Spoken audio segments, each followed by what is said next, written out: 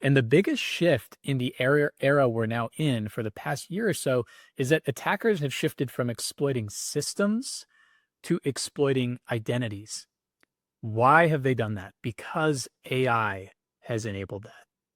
So let's walk through a couple of pillars here. The first being traditional rule sets.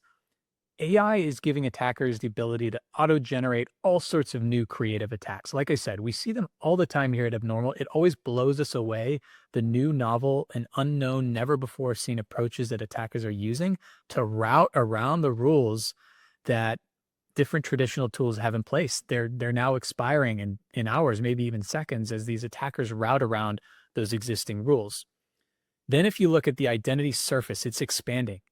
AI and automation have turned different identity pathways, like for example, an OAuth consent flow, into scalable entry points. So previously, attackers had to find some sort of technical flaw in the system. Now they just need to generate a really convincing consent page, which AI can completely automate at scale.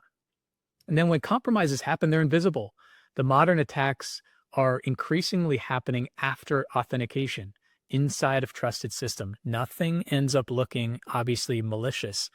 AI makes that post-auth identity drift really hard to detect because attackers are mimicking behavior with a lot more precision. And that's how groups like Scattered Spider, which we've written a lot about here at Abnormal, that's how they operate.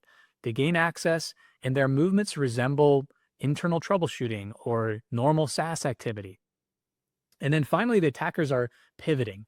Instead of using a really fixed playbook, they're pivoting maybe mid-operation based on feedback they see inside the accounts because they're monitoring who's talking to who, when invoices are sent, how approvals work,